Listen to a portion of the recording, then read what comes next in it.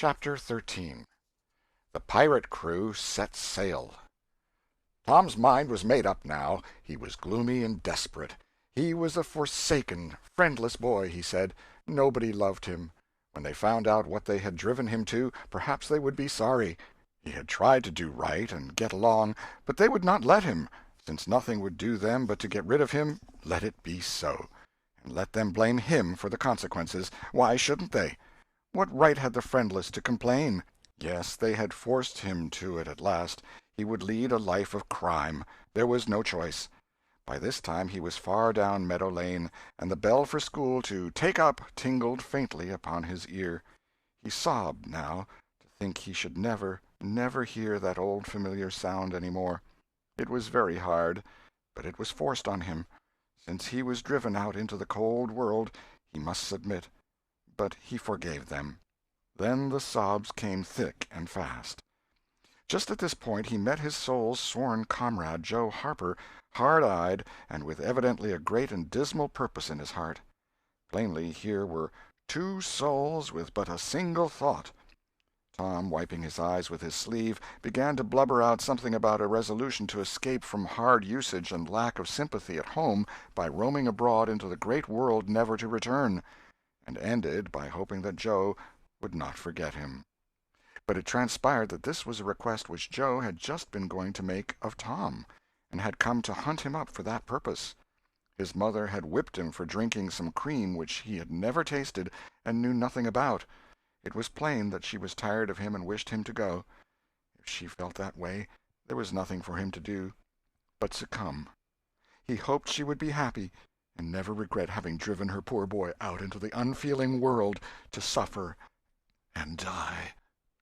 As the two boys walked sorrowing along, they made a new compact to stand by each other and be brothers, and never separate till death relieved them of their troubles. Then they began to lay their plans. Joe was for being a hermit, and living on crusts in a remote cave, and dying, sometime, of cold and want and grief. But after listening to Tom, he conceded that there were some conspicuous advantages about a life of crime, and so he consented to be a pirate. 3 miles below St. Petersburg, at a point where the Mississippi River was a trifle over a mile wide, there was a long, narrow, wooded island, with a shallow bar at the head of it, and this offered well as a rendezvous. It was not inhabited. It lay far over towards the further shore, abreast a dense and almost wholly unpeopled forest. So Jackson's Island was chosen. Who were to be the subjects of their piracies was a matter that did not occur to them. Then they hunted up Huckleberry Finn, and he joined them promptly, for all careers were one to him. He was indifferent. They presently separated to meet at a lonely spot on the river bank 2 miles above the village at the favorite hour, which was midnight. There was a small log raft there which they meant to capture. Each would bring hooks and lines, and such provision as he could steal in the most dark and mysterious way, as became outlaws, and before the afternoon was done they had all managed to enjoy the sweet glory of spreading the fact that pretty soon the town would hear something. All who got this vague hint were cautioned to be mum and wait.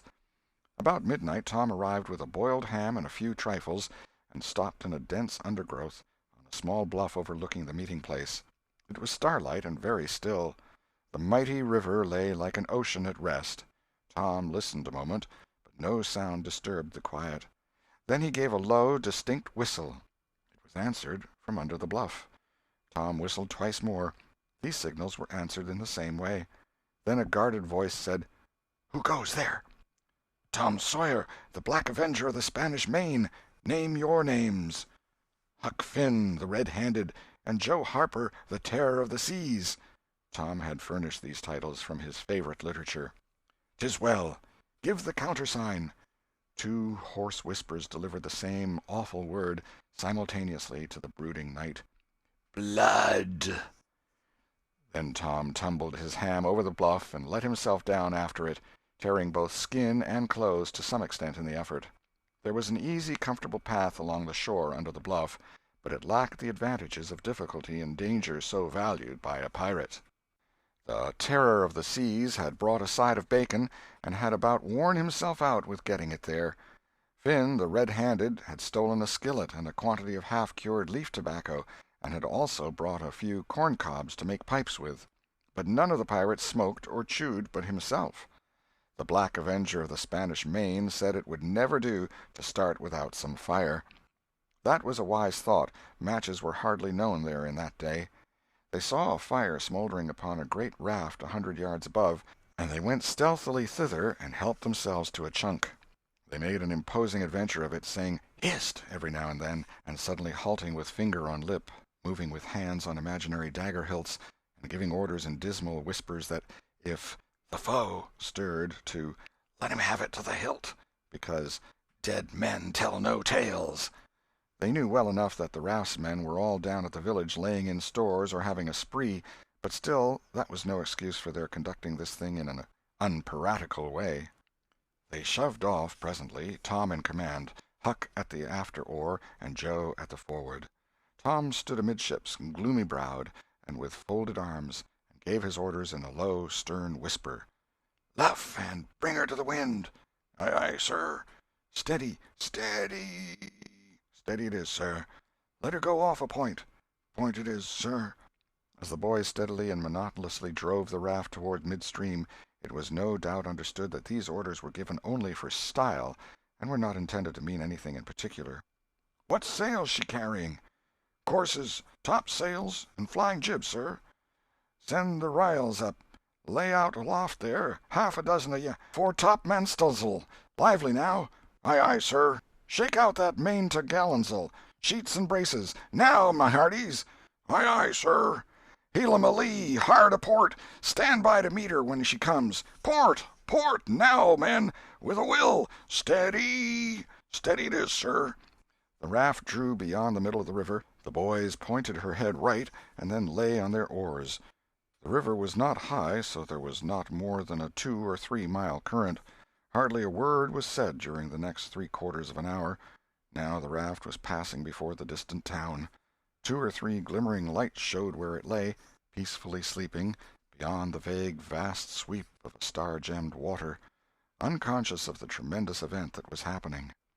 The Black Avenger stood still with folded arms, looking his last upon the scene of his former joys and his later sufferings, and wishing she could see him now, abroad on the wild sea, facing peril and death with dauntless heart, going to his doom with a grim smile on his lips. It was but a small strain on his imagination to remove Jackson Island beyond eye-shot of the village, and so he "looked his last" with a broken and satisfied heart.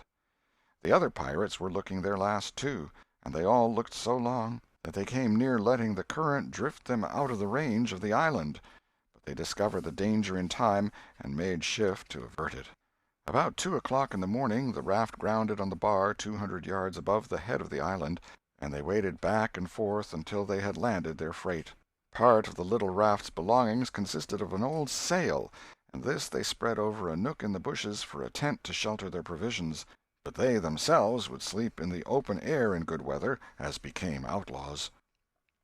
They built a fire against the side of a great log 20 or 30 steps within the somber depths of the forest, and then cooked some bacon in the frying-pan for supper, and used up half of the corn-pone stock they had brought. It seemed glorious sport to be feasting in that wild, free way in the virgin forest of an unexplored and uninhabited island, far from the haunts of men, and they said they never would return to civilization. The climbing fire lit up their faces and threw its ruddy glare upon the pillared tree-trunks of their forest temple, and upon the varnished foliage and festooning vines. When the last crisp slice of bacon was gone, and the last allowance of corn-pone devoured, the boys stretched themselves out on the grass, filled with contentment.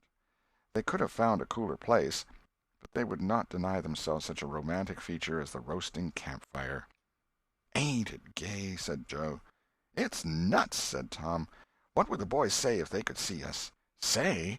Well, they'd just die to be here. Hey, Hucky?" "I reckon so," said Huckleberry. "Anyways, I'm suited. I don't want nothing better'n this. I don't ever get enough to eat, generally, and here they can't come and pick at a feller and bully-rag him so." "It's just the life for me," said Tom. "You don't have to get up, mornings, and you don't have to go to school and wash and all that blame foolishness. You see, a pirate don't have to do anything, Joe, when he's ashore, but a hermit, He has to be a-praying considerable, and then he don't have any fun, anyway, all by himself that way." "Oh, yes, that's so," said Joe, "but I hadn't thought much about it, you know. I'd a good deal rather be a pirate, now that I've tried it." "You see," said Tom, "people don't go much on hermits nowadays, like they used to in the old times, but a pirate's always respected, and a hermit's got to sleep on the hardest place he can find, and put sackcloth and ashes on his head, and stand out in the rain, and—" "What does he put sackcloth and ashes on his head for?" inquired Huck. "I don't know, but they's got to do it. Hermits always do. You'd have to do that if you was a hermit." "Derned if I would," said Huck. "Well, what would you do?" "I don't know, but I wouldn't do that." "Why, Huck, you'd have to. How'd you get around it?" "Why, I just wouldn't stand it. I'd run away." "Run away? Well, you would be a nice old slouch of a hermit. You'd be a disgrace." The red-handed made no response, being better employed. He had finished gouging out a cob, and now he fitted a weed stem to it, loaded it with tobacco, and was pressing a coal to the charge and blowing a cloud of fragrant smoke. He was in the full bloom of luxurious contentment. The other pirates envied him this majestic vice, and secretly resolved to acquire it shortly. Presently Huck said, "What does pirates have to do?" Tom said, "Oh, they have just a bully time. Take ships and burn them, and get the money and bury it in awful places in their island where there's ghosts and things to watch it, and kill everybody in the ships, and make 'em walk a plank." "And they carry the women to the island," said Joe. "They don't kill the women." "No," assented Tom, "they don't kill the women. They're too noble, and the women's always beautiful, too." "And don't they wear the bulliest clothes? Oh, no, all gold and silver and diamonds," said Joe, with enthusiasm. "Who?" said Huck. "Why, the pirates." Huck scanned his own clothing forlornly. "I reckon I ain't dressed fitting for a pirate," said he, with a regretful pathos in his voice, "but I ain't got none but these." But the other boys told him the fine clothes would come fast enough after they should have begun their adventures. They made him understand that his poor rags would do to begin with, though it was customary for wealthy pirates to start with a proper wardrobe. Gradually their talk died out, and drowsiness began to steal upon the eyelids of the little waifs. The pipe dropped from the fingers of the red-handed, and he slept the sleep of the conscience-free and the weary. The Terror of the Seas and the Black Avenger of the Spanish Main had more difficulty in getting to sleep. They said their prayers inwardly and lying down, since there was nobody there with authority to make them kneel and recite aloud. In truth, they had a mind not to say them at all, but they were afraid to proceed to such lengths at that, lest they might call down a sudden and special thunderbolt from heaven. Then at once they reached and hovered upon the imminent verge of sleep. But an intruder came, now, that would not down. It was conscience. They began to feel a vague fear that they had been doing wrong to run away, and next they thought of the stolen meat, and then the real torture came.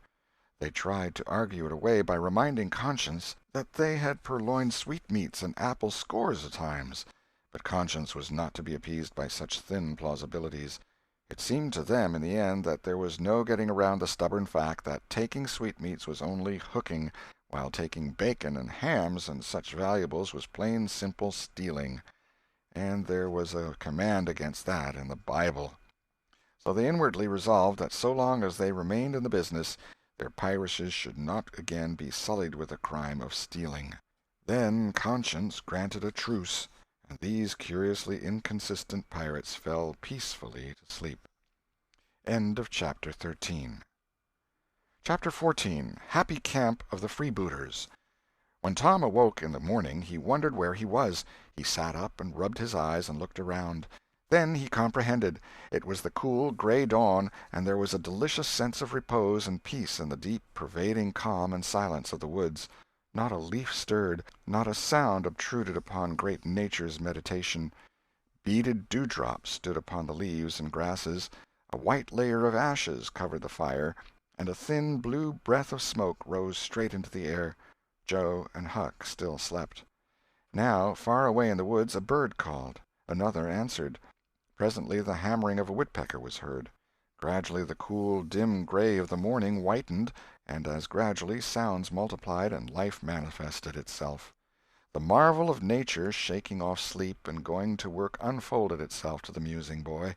A little green worm came crawling over a dewy leaf, lifting 2/3 of his body into the air from time to time and sniffing around, then proceeding again, for he was measuring, Tom said, and when the worm approached him of its own accord, he sat as still as a stone, with his hopes rising and falling by turns, as the creature still came toward him or seemed inclined to go elsewhere. And when at last it considered a painful moment with its curved body in the air and then came decisively down upon Tom's leg and began journeying over him, his whole heart was glad, for that meant that he was going to have a new suit of clothes, without the shadow of a doubt a gaudy piratical uniform. Now a procession of ants appeared, from nowhere in particular, and went about their labors. One struggled manfully by with a dead spider 5 times as big as itself in its arms, and lugged it straight up a tree trunk. A brown-spotted ladybug climbed the dizzy height of a grass-blade, and Tom bent down close to it and said, "Ladybug, ladybug, fly away home. Your house is on fire, your children's alone." And she took wing and went off to see about it, which did not surprise the boy, for he knew of old that this insect was credulous about conflagrations, and he had practised upon its simplicity more than once. A tumblebug came next, heaving sturdily at its ball, and Tom touched the creature to see it shut its legs against its body and pretend to be dead. The birds were fairly rioting by this time. A catbird, the northern mocker, lit in a tree over Tom's head, and trilled out her imitations of her neighbors in a rapture of enjoyment. Then a shrill jay swept down, a flash of blue flame, and stopped on a twig almost within the boy's reach, cocked his head to one side and eyed the strangers with a consuming curiosity. A gray squirrel and a big fellow of the fox kind came scurrying along, sitting up at intervals to inspect and chatter at the boys, for the wild things had probably never seen a human being before and scarcely knew whether to be afraid or not. All nature was wide awake and stirring now. Long lances of sunlight pierced down through the dense foliage far and near, and a few butterflies came fluttering upon the scene. Tom stirred up the other pirates, and they all clattered away with a shout, and in a minute or two were stripped and chasing after and tumbling over each other in the shallow limpid water of the white sandbar. They felt no longing for the little village sleeping in the distance beyond the majestic waste of water. A vagrant current, or a slight rise in the river, had carried off their raft, but this only gratified them, since its going was something like burning the bridge between them and civilization. They came back to camp wonderfully refreshed, glad-hearted, and ravenous, and they soon had the campfire blazing up again. Huck found a spring of clear cold water close by, and the boys made cups of broad oak or hickory leaves, and felt that water, sweetened with such wildwood charm as that, would be a good enough substitute for coffee. While Joe was slicing bacon for breakfast, Tom and Huck asked him to hold on a minute. They stepped to a promising nook in the river bank and threw in their lines. Almost immediately they had reward. Joe had not had time to get impatient before they were back again with some handsome bass, a couple of sun perch, and a small catfish, provisions enough for quite a family. They fried the fish with the bacon, and were astonished, for no fish had ever seemed so delicious before.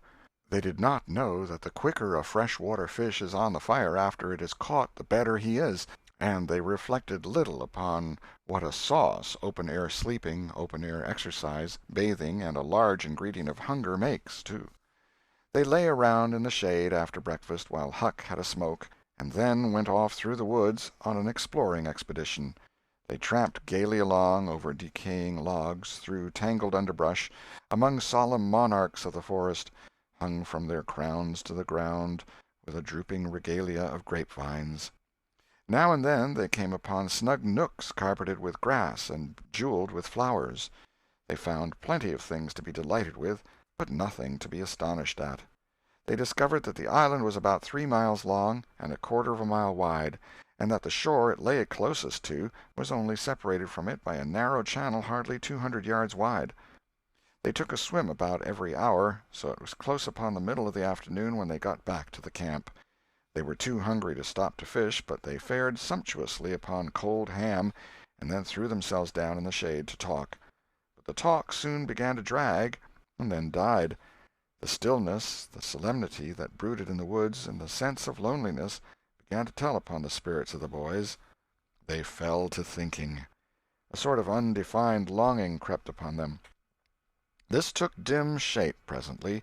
It was budding homesickness. Even Finn, the red-handed, was dreaming of his doorsteps and empty hogsheads. But they were all ashamed of their weakness, and none was brave enough to speak his thought.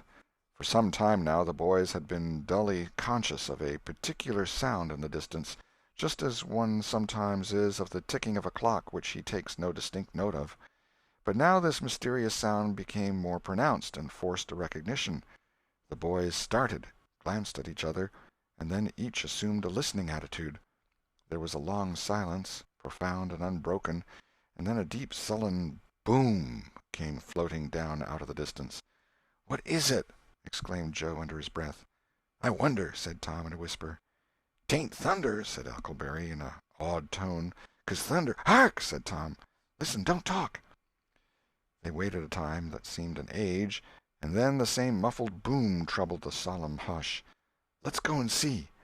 They sprang to their feet and hurried to the shore toward the town. They parted the bushes on the bank and peered out over the water. The little steam ferry-boat was about a mile below the village, drifting with the current. Her broad deck seemed crowded with people. There was a great many skiffs rowing about or floating with the stream in the neighborhood of the ferry-boat, but the boys could not determine what the men in them were doing. Presently a great jet of white smoke burst from the ferry-boat's side, and as it expanded and rose in a lazy cloud, that same dull throb of sound was borne to the listeners again. "I know now!" exclaimed Tom. "Somebody's drownded." "That's it," said Huck. "They done that last summer when Bill Turner got drownded. They shoot a cannon over the water, and that makes him come up to the top." "Yes, and they take loaves of bread and put quicksilver in 'em and set 'em afloat, and wherever there's anybody that's drownded they'll float right there and stop." "Yes, I've heard about that," said Joe. "I wonder what makes the bread do that." "Oh, it ain't the bread so much," said Tom. "I reckon it's mostly what they say over it before they start it out." "But they don't say anything over it," said Huck. "I've seen 'em and they don't." "Well, that's funny," said Tom. "But maybe they say it to themselves. Of course they do. Anybody might know that." The other boys agreed that there was reason in what Tom said, because an ignorant lump of bread, uninstructed by an incantation, could not be expected to act very intelligently when sent upon an errand of such gravity. "By jings, I wish I was over there now," said Joe. "I do too," said Huck. "I'd give heaps to know who it is." The boys still listened and watched. Presently a revealing thought flashed through Tom's mind, and he exclaimed, "Boys, I know who's drownded. It's us!" They felt like heroes in an instant. Here was a gorgeous triumph. They were missed. They were mourned. Hearts were breaking on their account. Tears were being shed. Accusing memories of unkindness to these poor lost lads were rising up, and unavailing regrets and remorse were being indulged. And best of all, the departed were the talk of the whole town, and the envy of all the boys, as far as this dazzling notoriety was concerned. This was fine. It was worth while to be a pirate after all. As twilight drew on, the ferry-boat went back to her accustomed business, and the skiffs disappeared. The pirates returned to camp. They were jubilant with vanity over their new grandeur and the illustrious trouble they were making. They caught fish, cooked supper and ate it, and then fell to guessing at what the village was thinking and saying about them, and the pictures they drew of the public distress on their account were gratifying to look upon from their point of view. But when the shadows of night closed them in, they gradually ceased to talk, and sat gazing into the fire, with their minds evidently wandering elsewhere. The excitement was gone, now, and Tom and Joe could not keep back thoughts of certain persons at home who were not enjoying this fine frolic as much as they were. Misgivings came. They grew troubled and unhappy. A sigh or two escaped unawares. By and by Joe timidly ventured upon a roundabout feeler as to how the others might look upon a return to civilization. Not right now, but— Tom withered him with derision. Huck, being uncommitted as yet, joined in with Tom, and the waverer quickly explained, and was glad to get out of the scrape with as little taint of chicken-hearted homesickness clinging to his garments as he could. Mutiny was effectually laid to rest for the moment. As the night deepened, Huck began to nod and presently to snore. Joe followed next. Tom lay upon his elbow motionless for some time, watching the two intently. At last he got up cautiously on his knees and went searching among the grass and the flickering reflections flung by the campfire. He picked up and inspected several large semi-cylinders of the thin white bark of a sycamore, and finally chose two which seemed to suit him. Then he knelt by the fire and painfully wrote something upon each of these with his red keel. One he rolled up and put in his jacket pocket, and the other he put in Joe's hat and removed it to a little distance from the owner. And he also put into the hat certain schoolboy treasures of almost inestimable value, among them a lump of chalk, an india-rubber ball, 3 fish-hooks, and one of that kind of marbles known as the sure-enough crystal. Then he tiptoed his way cautiously among the trees till he felt that he was out of hearing, and straightway broke into a keen run in the direction of the sandbar. End of Chapter 14. Chapter 15. Tom's stealthy visit home. A few minutes later Tom was in the shoal water of the bar, wading toward the Illinois shore. Before the depth reached his middle he was halfway over. The current would permit no more wading now, so he struck out confidently to swim the remaining 100 yards. He swam quartering upstream, but still was swept downward rather faster than he had expected. However, he reached the shore finally, and drifted along till he found a low place and drew himself out. He put his hand on his jacket pocket, found his piece of bark safe, and then struck through the woods, following the shore with streaming garments. Shortly before 10 o'clock he came out into an open place opposite the village, and saw the ferryboat lying in the shadow of the trees and the high bank. Everything was quiet under the blinking stars. He crept down the bank, watching with all his eyes, slipped into the water, swam 3 or 4 strokes, and climbed into the skiff that did yawl duty at the boat's stern. He laid himself down under the thwarts and waited, panting. Presently the cracked bell tapped, and a voice gave the order to cast off. A minute or two later the skiff's head was standing high up against the boat's swell, and the voyage was begun. Tom felt happy in his success, for he knew it was the boat's last trip for the night. At the end of a long 12 or 15 minutes the wheel stopped, and Tom slipped overboard and swam ashore in the dusk, landing 50 yards downstream, out of danger of possible stragglers. He flew along unfrequented alleys, and shortly found himself at his aunt's back fence. He climbed over, approached the L, and looked in at the sitting-room window, for a light was burning there. There sat Aunt Polly, Sid, Mary, and Joe Harper's mother, grouped together, talking. They were by the bed, and the bed was between them and the door. Tom went to the door and began to softly lift the latch. Then he pressed gently, and the door yielded a crack. He continued pushing cautiously, and quaking every time it creaked, till he judged he might squeeze through on his knees. So he put his head through and began warily. "What makes the candles blow so?" said Aunt Polly. Tom hurried up. "Why, that door's open, I believe. Why, of course it is. No end of strange things now. Go along and shut it, Sid." Tom disappeared under the bed just in time. He lay and breathed himself for a while, then crept to where he could almost touch his aunt's foot. "But as I was saying," said Aunt Polly, "he warn't bad, so to say, only mischievous, only just giddy and harum-scarum, you know. He warn't any more responsible than a colt. He never meant any harm, and he was the best-hearted boy that ever was." And she began to cry. "It was just so with my Joe, always full of his devilment and up to every kind of mischief, but he was just as unselfish and kind as he could be. And laws bless me, to think I went and whipped him for taking that cream, never once recollecting that I throwed it out myself because it was sour, and I never to see him again in this world, never, never, never, poor abused boy." And Mrs. Harper sobbed as if her heart would break. "I hope Tom's better off where he is," said Sid. "But if he'd been better in some ways—" "Sid!" Tom felt the glare of the old lady's eye, though he could not see it. "Not a word against my Tom, now that he's gone. God'll take care of him. Never you trouble yourself, sir. Oh, Mrs. Harper, I don't know how to give him up. I don't know how to give him up. He was such a comfort to me, although he tormented my old heart out of me, most. The Lord giveth, and the Lord hath taken away. Blessed be the name of the Lord. But it's so hard, oh, it's so hard. Only last Saturday my Joe busted a firecracker right under my nose, and I knocked him sprawling. Little did I know then how soon. Oh, if it was to do over again, I'd hug him and bless him for it." "Yes, Yes, yes, I know just how you feel, Mrs. Harper. I know just exactly how you feel. No longer ago than yesterday noon, my Tom took and filled the cat full of pain-killer, and I did think the creature would tear the house down, and God forgive me, I cracked Tom's head with my thimble, poor boy, poor dead boy, but he's out of all his troubles now, and the last words I ever heard him say was to reproach. But this memory was too much for the old lady, and she broke entirely down. Tom was snuffling now himself, and more in pity of himself than anybody else. He could hear Mary crying and putting in a kindly word for him from time to time. He began to have a nobler opinion of himself than ever before. Still, he was sufficiently touched by his aunt's grief to long to rush out from under the bed and overwhelm her with joy, and the theatrical gorgeousness of the thing appealed strongly to his nature, too, but he resisted and lay still. He went on listening, and gathered by odds and ends that it was conjectured at first that the boys had got drowned while taking a swim. Then the small raft had been missed.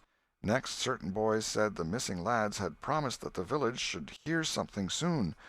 The wise heads had put this and that together, and decided that the lads had gone off on that raft and would turn up at the next town below presently. But toward noon the raft had been found, lodged against the Missouri shore some 5 or 6 miles below the village, and then hope perished. They must be drowned, else hunger would have driven them home by nightfall, if not sooner. It was believed that the search for the bodies had been a fruitless effort, merely because the drowning must have occurred in mid-channel, since the boys, being good swimmers, would otherwise have escaped to shore.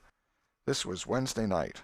If the bodies continued missing until Sunday, all hope would be given over, and the funerals would be preached on that morning. Tom shuddered. Mrs. Harper gave a sobbing good night and turned to go. Then, with a mutual impulse, the two bereaved women flung themselves into each other's arms and had a good, consoling cry, and then parted. Aunt Polly was tender far beyond her wont in her good night to Sid and Mary. Sid snuffled a bit, and Mary went off crying with all her heart. Aunt Polly knelt down and prayed for Tom so touchingly, so appealingly, and with such measureless love in her words and her old trembling voice, that he was weltering in tears again long before she was through. He had to keep still long after she went to bed, for she kept making broken-hearted ejaculations from time to time, tossing unrestfully and turning over. But at last she was still, only moaning a little in her sleep. Now the boy stole out, rose gradually from the bedside, shaded the candle-light with his hand, and stood regarding her. His heart was full of pity for her. He took out his sycamore scroll and placed it by the candle, but something occurred to him, and he lingered considering. His face lighted with a happy solution of his thought. He put the bark hastily in his pocket. Then he bent over and kissed the faded lips, and straightway made his stealthy exit, latching the door behind him. He threaded his way back to the ferry landing, found nobody at large there, and walked boldly on board the boat, for he knew she was tenantless except that there was a watchman who always turned in and slept like a graven image. He untied the skiff at the stern, slipped into it, and was soon rowing cautiously upstream. When he had pulled a mile above the village, he started quartering across and bent himself stoutly to his work. He hit the landing on the other side neatly, for this was a familiar bit of work for him. He was moved to capture the skiff, arguing that it might be considered a ship and therefore a legitimate prey for a pirate, but he knew a thorough search would be made for it, and that might end in revelations. So he stepped ashore and entered the wood. He sat down and took a long rest, torturing himself meantime to keep awake, and then started warily down the home stretch.